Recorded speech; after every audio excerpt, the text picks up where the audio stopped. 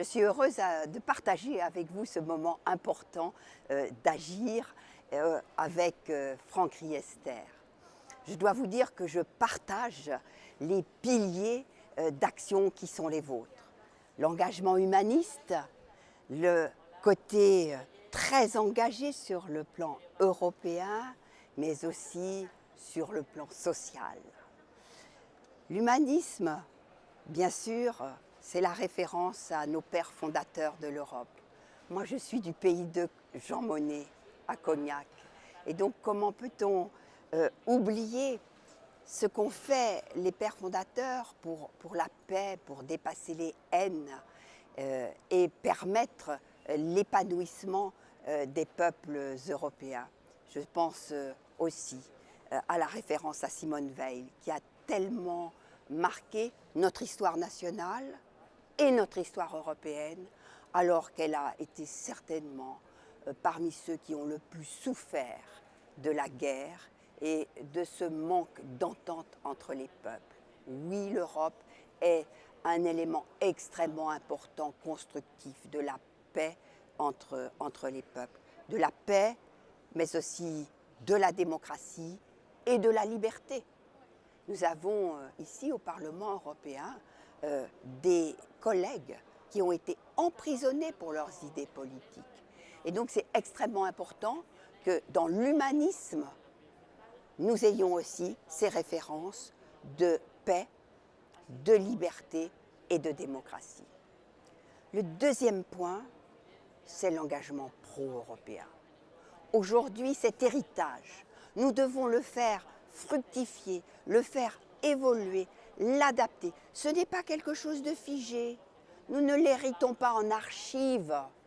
C'est un flambeau de vie qui nous est passé à l'heure de la mondialisation.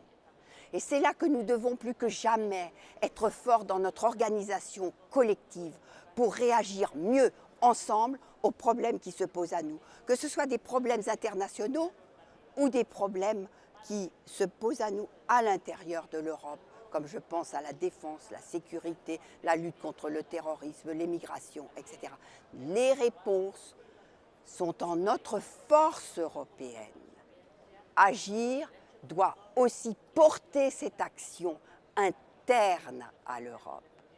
Enfin, le troisième point sur lequel je suis engagée avec acharnement depuis 10 ans, c'est la bataille de l'emploi.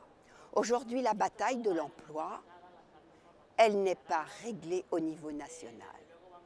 Elle se joue au niveau européen. Pourquoi? Parce que nous avons la liberté de circulation des services, parce que nous avons la liberté de circulation des personnes. Et donc, derrière tout cela, il nous faut aussi agir pour l'emploi.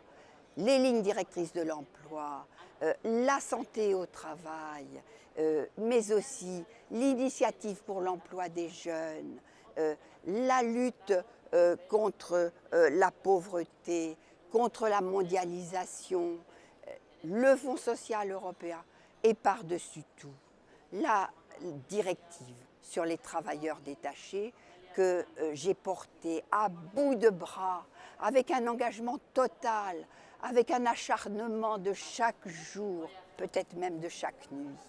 Et donc, il faut, à travers ces politiques-là, éviter tout ce qui a un petit relent de repli sur soi. Oui, il faut qu'il y ait une réglementation juste, à travail égal, salaire égal, sur le même lieu de travail, pour éviter les concurrences entre Polonais, Roumains, Français. Il faut bien qu'il y ait cette ouverture de circulation des travailleurs, mais cette réglementation ferme et juste. Et là, je reviens aussi à l'humanisme.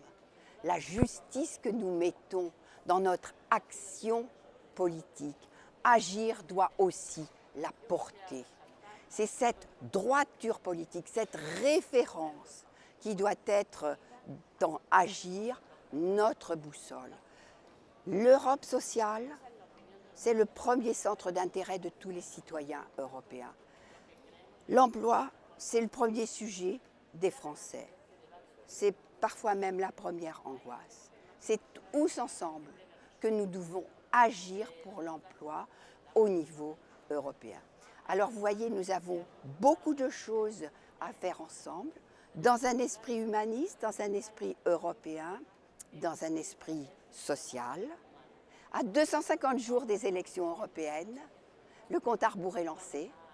Nous avons presque la colonne vertébrale d'une véritable politique européenne, d'une véritable campagne électorale européenne, pro-européenne, nettement pro-européenne.